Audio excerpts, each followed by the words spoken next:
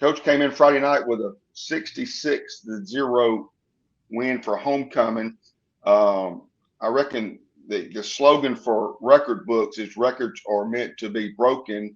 And maybe when everything gets kind of ironed out from last Friday night, there may be a few records that are broken. But, we saw 6 different Wolves score, almost 7. We were pushing for Tanner Johnson, tried to get the ball to him, dropped it, but it would have been a touchdown for him. But kind of your first comments about the game from last Friday night. Well, I think number one, really a couple things. I thought, we really didn't play great. I didn't think offensively against Prattville. Schematically, we were much better against Smith Station. There's no secret to it. Smith Station is in a rebuilding mode. You don't go into a game like that saying, gosh, I hope to score 60-some points. That was certainly never the intention. I think we only ran 38 offensive plays. We ran 12 plays in the second half. 3 of those were touchdowns, all with our backup kids. So, I know Coach Garrison's trying to get that thing built over there, and he knows they've got a long ways to go. They played a bunch of young kids, but again, I'm just happy for our kids. Anytime you have we suit up 90 players, and all 90 players got a bunch of snaps on Friday in front of a great crowd on homecoming. To me, that's awesome. It gives kids who might be a year away or even 2 years away a chance to get out there and run around on the field on a Friday varsity night in a region game. So we got out of it healthy, which was good. We were able to rest some kids and not play some starters to get them ready for this road we've got coming up, which is really, really tough. But all in all, we got the win. We got out healthy. We got the win without playing all of our starters. So it was a good night. Coach, I was curious as Smith Station started out, and at first it seems like they bring out their running back, put him back there in the Wildcat of what maybe even was their own version of a single wing. Was that something you'd already seen on film, or was that a new twist they threw at you? That was a new twist, and you know how it is when they've struggled to score points this year, and they've had a crazy tough schedule. I mean, they've played Enterprise, they've played Prattville, they've played Pleasant Grove, which is one of the top schools, in the division below us.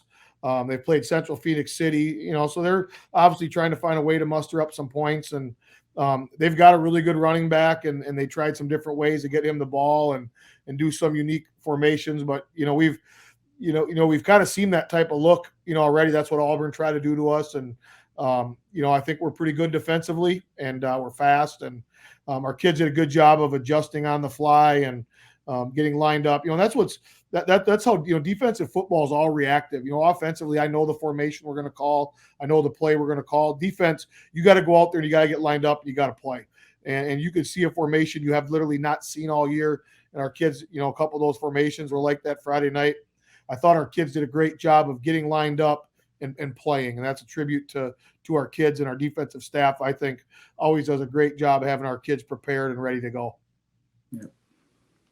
Coach, you mentioned that, the whole second half, we had a running clock, which you don't get a lot of plays in. That's why, like you said, 12 offensive plays. And, you had your 2-tier, 3-tier players getting in, getting some experience, getting some time. And one thing we noticed just from the booth, you had a starter or two maybe in there in a position. One person that stood out was Anthony Brooks on the defensive side, kind of making sure everybody got lined up where they're at. And that just shows a little bit of leadership. I know Anthony Brooks just first year at Dothan, but just talk a little bit about, what that leadership looks like when you got second-tier players on the field. Well, what we always talk to our kids about is, we coach every kid like they're someday going to be a starter here. It might be now, it might be next week, it might be in 4 weeks, it might be in a year. And at halftime, we told our kids, hey, everybody in this locker room is going to play. There's a lot of plays throughout the year where our guys who are not starters are being great teammates and cheering on those people on the field. Now it's time for us, for the guys who aren't on the field, to be that great teammate and coach. And that's what I was proud of. Our starters who weren't in the game in the second half were awesome teammates. They were encouraging. They were coaching up, just like those other players deserve. And like I said, we don't really put a lot of emphasis of where you are, so to say, on the depth chart. We love and care about every kid in our program. We're going to coach every kid up, and every kid's, at some point going to have their opportunity. And, we look at it at the second half of Friday night, just for some guys, they're seniors who maybe just aren't in a position to start, for a chance to get some great reps.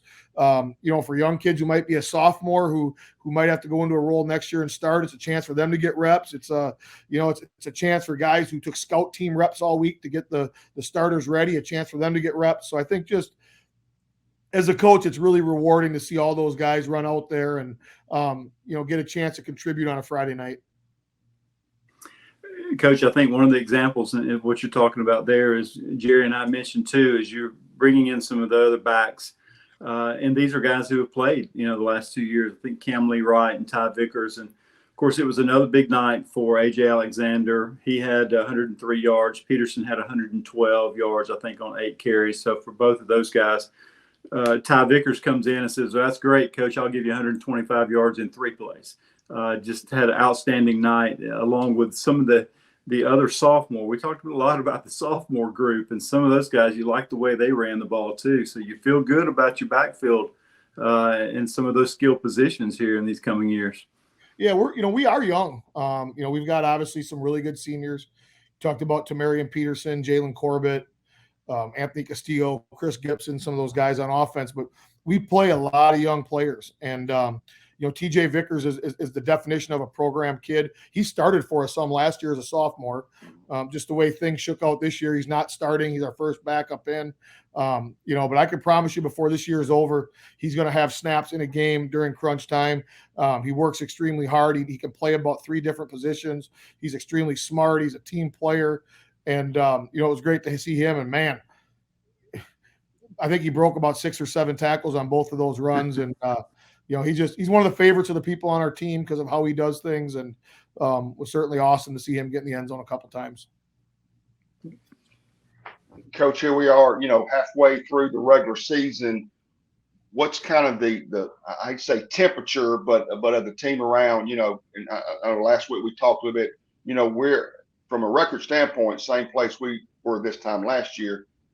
But like you said, we're fixing going that 4 week of gauntlet. I mean, you got, Baker and the Enterprise, Baker, Central, Enterprise, then maybe a week off, and then you got Opelika and then, but kind of what's the feel around the locker room of the kids right now at this time of the year? Well, I think, I think it's human nature to look at scores and here's where you were last year and here's where we are now. I think that's a human nature thing to do. We try not to do that. It's a different team. It's a different year. I'll be honest with you. I think our region is even better this year than it was last year. Man, is it it's deep, it's talented, it's physical. It's we've got 4 games coming up against 4 teams ranked in the top 10 in the state. And someone said to me the other day, they said, man, Coach, those 4 teams are really good. And I said, yes, they are. I said, but so are we. When we put on film and see Opelika, you say, man, they're really good. You put on Enterprise and say, man, they're really good. And you put on Central and say, man, they're really good. They might be the best in the state. And you put Baker on and say, wow, they're really good. Well, I think if those 4 teams put our film on, they're saying, man, Dothan's pretty good too. So, it's one of those games where, you could lose every one of those 4 games. We could win every one of them too. And, we just talk to our kids all along. We just take it day by day. We try to continue to get better. We have done that. We are halfway through the season. Are we a better football team right now than we were when we played Carroll? Yes, we are. We have, I don't know if we're more dynamic than we were last year on offense. We're as dynamic. And I know that we've got a lot more heads to the monster when it comes to moving the football. Defensively, we return a lot of people back there. Our secondary is playing real good. So we're in a good position in a lot of spots. Like I said, but I think, we're better maybe at this point than we were last year, but I think a lot of people are better too. We've got our work cut out for us. It starts on Friday. Baker scores tons of points. I know we'll talk about them in the second segment, but I think it's we were able to get after a real good Prattville team 2 weeks ago. We played Auburn tough 3 weeks ago. We I think kind of overwhelmed a team we outmatched heavily against Smith Station. But, it's what's coming up in the schedule is why we coach this game. It's why we play this game. It's one of those ones where if you don't play well, you're going to get beat. If you play well, it's going to be a great program win. And there's really not a lot of margin for anything in between. And like I said, I'm excited about it. Our kids are excited. I think we're, at this point of the season, nobody is healthy. No team is healthy. But we're getting healthier than what we've been. So we're getting some kids back. But certainly excited about the second half. And, I think that if someone would have told us we'd be 4-1 sitting halfway through the year, I think we all would have probably taken that. And, it's just the thing that makes me, I think excited is, just how far this program's come in a year and a half. We went out and had a great year last year, and that was 1 year. I talked to the kids. I said, it's going to be tough for year 2 because we're not going to surprise people. And here we are sitting in the same situation week 2, beating the same opponents and becoming, not a good football team, but a good football program. And, that was certainly why we took this job and what our goal was when we built it. Coach, I'm going to jump back to defense. Obviously, they're going to be tested Friday night. As you mentioned, I thought they dominated early this past Friday night against Smith Station. Marquise Myers had a huge game. Zeke Scott was all over the place. And my favorite, Xavier Ibarra, comes away with the defensive lineman's dream. He gets an INT. Of course, it bounced around off a few shoulder pads before he grabbed it. But I thought they played an outstanding game. Jaden Lee, Kenoris Ford got time in there. Michael Lowe. Those guys really just control the line of scrimmage, I thought. Yeah, our defense is, they've been very opportunistic this year and always seem to be around the ball. And you talk about, Zay Ibarra, he was a guy that, we saw last year. We knew he'd have a chance to play for us. And the big transition from freshman, when you have a body like he has, he's a bigger kid, he's strong. You can kind of dominate on that aspect alone. And there was a little learning curve with him, learning how to play with technique and things that we do. And man, he has made as great of strides as anybody on the defensive side of the ball. And, like I said, we're in a good position. We're starting to develop some depth over there, especially on 3 weeks ago. I would say we had zero depth on the defensive line, and now we're playing 5 or 6 kids every week in there at that, and it's only going to help us down the road here.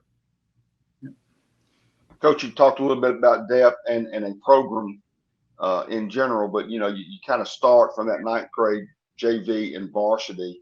Can you make a few comments about the JV season they've had and when that may? I know it kind of this time of year almost wraps up, but some of those players that we may have saw some of them Friday night, but what kind of a JV season we had this year?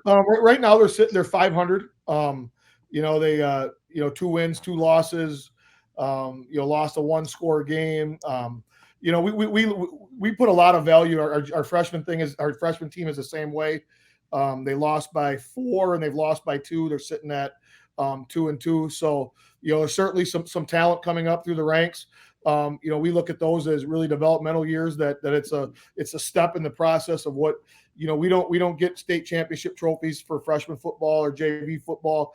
It's a key part of what we're building. And we've got great lower level coaches that do a good job of that. I can tell you there's some really good players coming on that freshman team.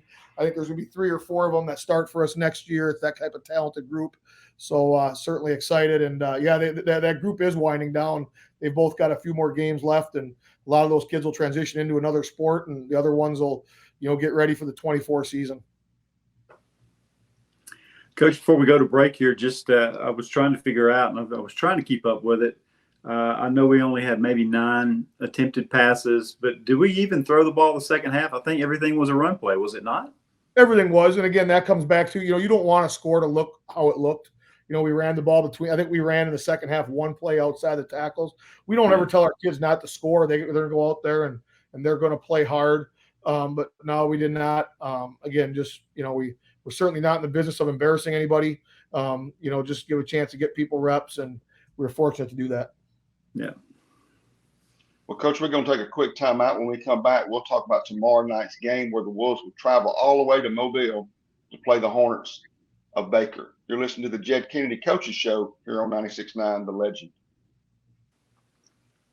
Coach, tomorrow you travel to Baker to play Coach Steve Norman's team, 5-0, probably got one of the top recruited quarterbacks in South Alabama, and Josh Flowers. There, you mentioned earlier, they score 44 points a game average so far, but they give up 26.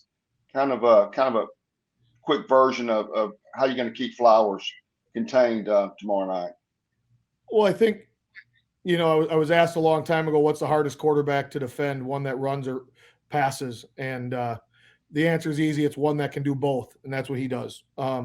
Very unique talent. He's a big kid. He's not a guy who's going to go and, run to the right and juke 5 people and run all the way back across the field and score a 65-yard touch. He's not that. But he's 6'3", he's 220 pounds, and he's always falling forward, and he's hard to tackle. And he's last week he carried the ball 23 times. Interesting stat line: the week before, I think he completed 12 passes for 380 yards. So they're running the football and they're taking shots. And to be honest with you, it sounds a little bit like what we do. Want to run the ball and take shots. So they are extremely dangerous on offense. They've got an SEC quarterback.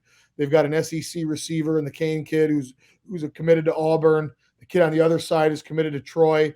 So they've got 3 dynamic skill guys right there, and the running back is really, really good too. So we have our work cut out for us. But I think that it's a great test to see where we're at this point of the year, especially defensively.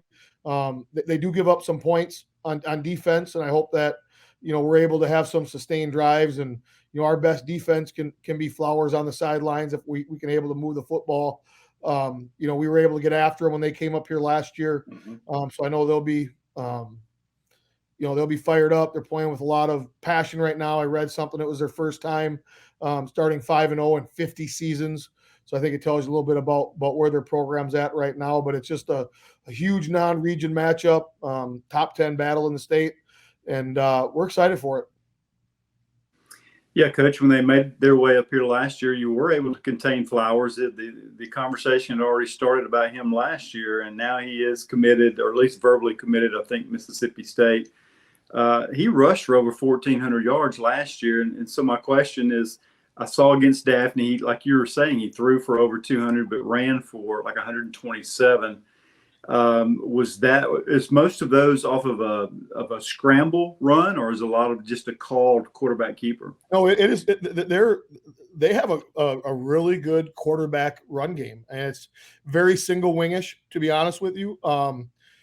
Sometimes it's a mesh to the running back and a quarterback counter.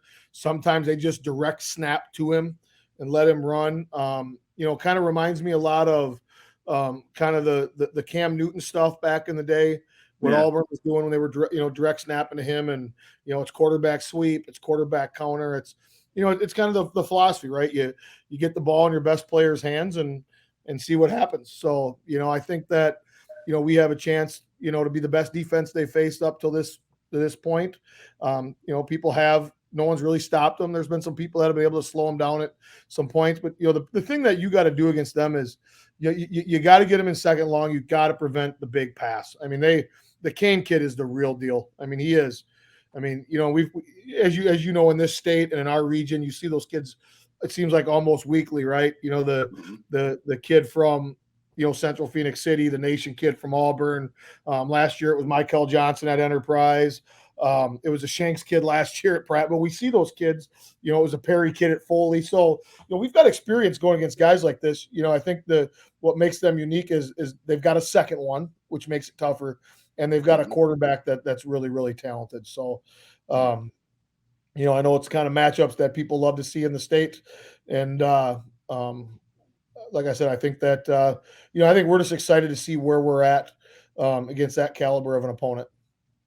Yeah, and that's Bryce Kane you're talking about, Coach. Averages, I think, about 103 yards from receiving position there at Baker. You touched on a little bit about recruiting. Any conversations? I know there's some going on with our kids at Dothan, who's been looked at and who's been talked to, and right now, no decision's been made, but I mean, just kind of right now it's kind of a lull time in the sense of they're in the season, we're in our season.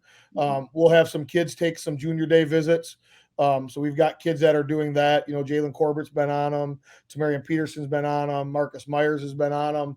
And those are just a few. We've had more than that have been on campuses. But really, that'll really kick in once the seasons are done. And it's the NCAA has cut back on their visits as a staff.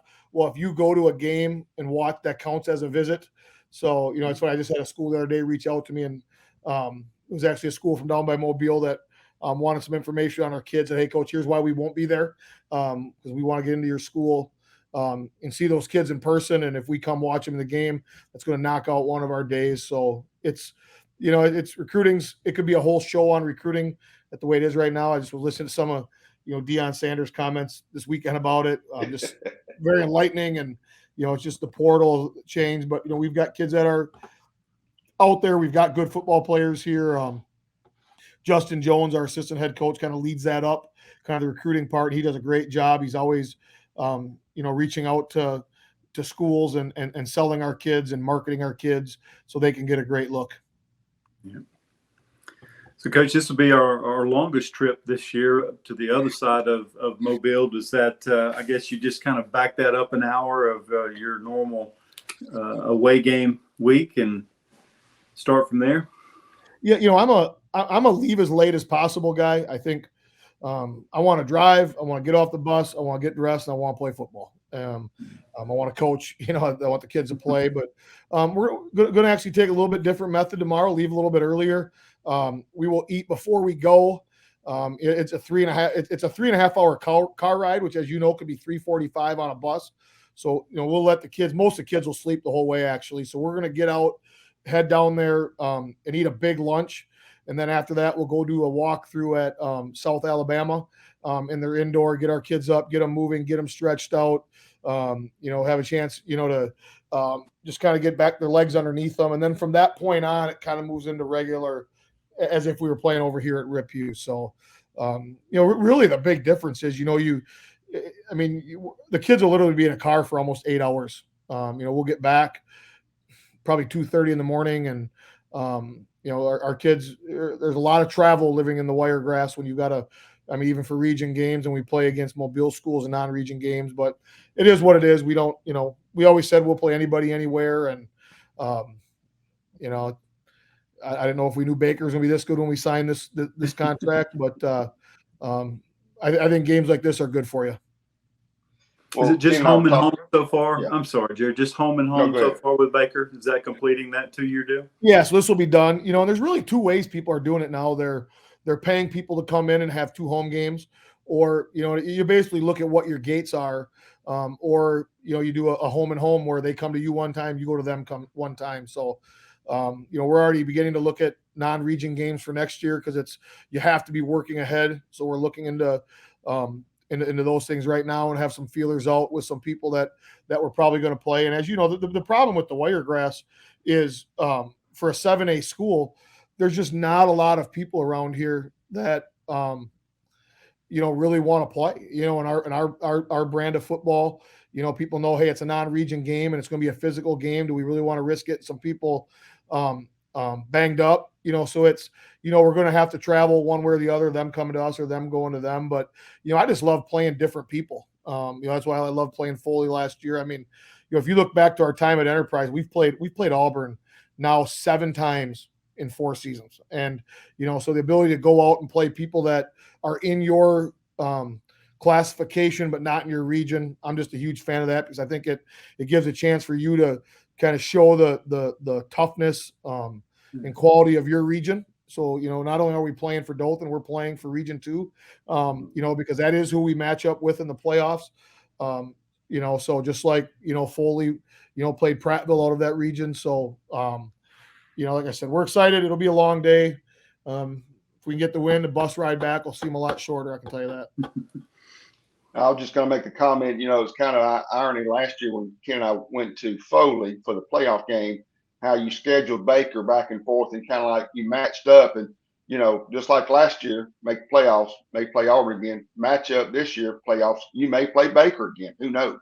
Since we do match up with that Region 1. So. Yeah, that is. And I think it's one of those things where, we're both in the same scenario. It's they're in the spot down there of, 5 teams battling for 4 spots. We're in the same thing here, 5 or 6 teams battling for 4 spots. We're thankful to be one of those, but know that we've got to play some good football the next few weeks, or we'll be on the outside looking in. Well, Coach, that'll wrap us up for this week's Coaches Show.